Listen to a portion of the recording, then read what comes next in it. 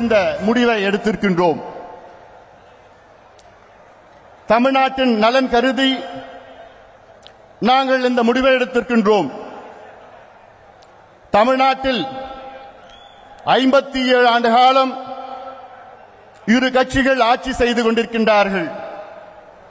நமக்கெல்லாம் மாற்றம் வர வேண்டும், மக்களுக்கு ஒரு மாற்றம் வர வேண்டும் என மிகப்பெரிய ஏக்கத்தில் இருக்கின்றார்கள்.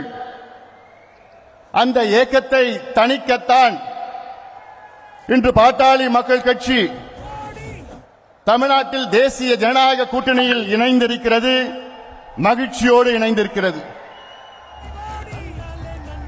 இந்த நேரத்திலே 2 செய்திகளை சொல்ல கடமைப்பட்டிருக்கின்றேன்.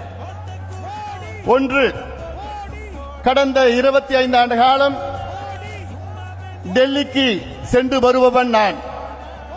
டெல்லியில் உள்ள அரசியல் சமூக நிலவரம் நன்கு அறிந்தவன் நான். தொடக்க காலத்திலே டெல்லிக்கு சென்றால் அங்கே எங்கு பார்த்தாலும் லாபியிஸ்ட் இருப்பார்கள். டெல்லியில் உள்ள மக்கள் தொகை அந்த காலம் என்றால் மோடிக்கு முன்காலம் 90 விழுக்காடு லாபியிஸ்ட், 10 விழுக்காடு அரசியல்வாதிகள். டெல்லியில் உள்ள மக்கள் தொகை 90% லாபியிஸ்ட், 10% பாலிட்டிஷியன்ஸ். ஆனால் பிரதமர் மோடி அவர்கள் வந்த பிறகு அந்த லாபியிஸ்ட் என்பவர்கள் காணாமல் போய்விட்டார்கள். இங்கு எங்கு சென்றாலும் டெல்லியிலே யாரையும் நீங்கள் பார்க்க முடியாது.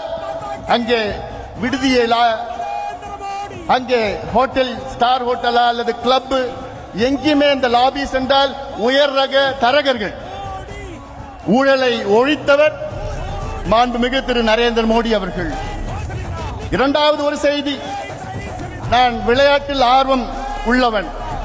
இந்த மண்ணிலே 10 ஆண்டு காலம் என் பள்ளி பருவத்திலே இங்கேதான் நான் படித்தேன். சேலத்தில் நான் படித்தவன். விளையாட்டில் ஆர்வம் உள்ளவன்.